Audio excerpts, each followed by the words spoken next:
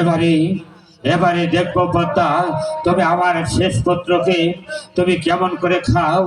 এই হাতে আমি দিয়েছি ওই কত শত শত দেবীকে পূজা, আর সে হাতে পূজা দেবো আমি ওই চ্যাংমুড়ি ব্যাগ থেকে। না না না, এক ফুটে রক্ত থাকা পর্যন্ত ওই পূজা তো একটি ছোটরে ছোটা দিব না, দিব না, দিব না। ওই তো ওই তো চার শতকার তার রাজপ্রাসাদে বসে বসে আমার যাচ্ছে বুঝে দেবে না। ও কি দাদা রে,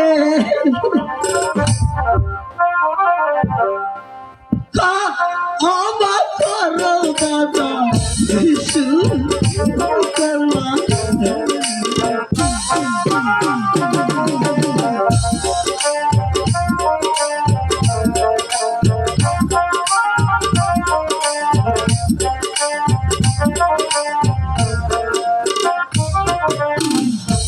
ওই দেখা যায় রাজা বাড়ি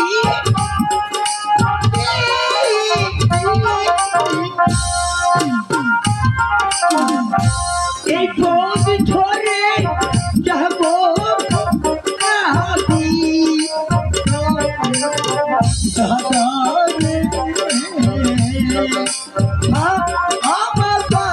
আমার ইস্যু করবারে।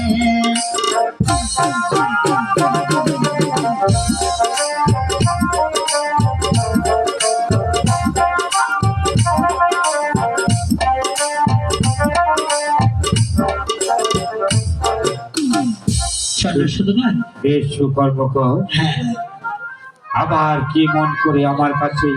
চন্দ্রশেখর, তোমার ওই ছেলে পাশের ঘর বাদ থেকে আমার যে একটি চাঙ্গা বাটা ছাড়া পড়েছে, তাই আচ্ছা, চাঙ্গা বাটা ছাড়া পড়েছে, তাই তোমার কাছে এসেছি। তুমি যদি ক্ষমা করে তোমার ওই বাসন ঘরে ছোটখানা আমাকে যদি দাও।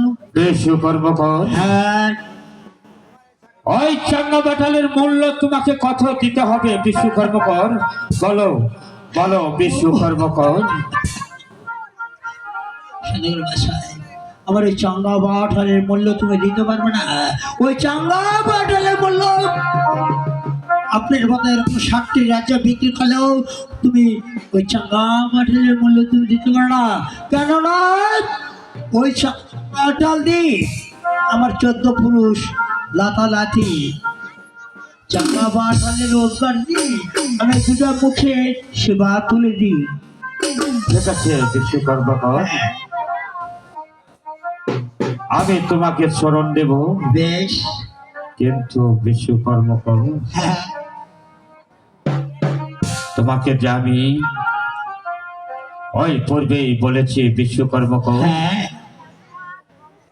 আবার যেন তুমি কোনো ক্ষতি না করো বিশ্বকর্মা কর, কারো কোনো ক্ষতি করে না, রাজি করবে না। তবে দাও চলুন খানায়।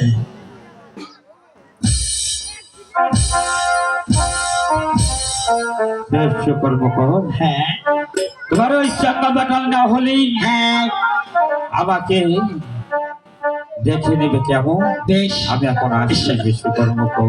30 কোটি দেবো না, আমার 4 ঘরে 4টি তো মণ্ডপ ঘর দেখতে পাচ্ছি। বিশ্ব মাতার কাছে আমি প্রণাম করি, ওগো মাতা তুমি আমাকে শক্তি দাও মাতা। বল হরি, হরি বল, বল হরি। হ্যাঁ কি হ্যাঁ চলছে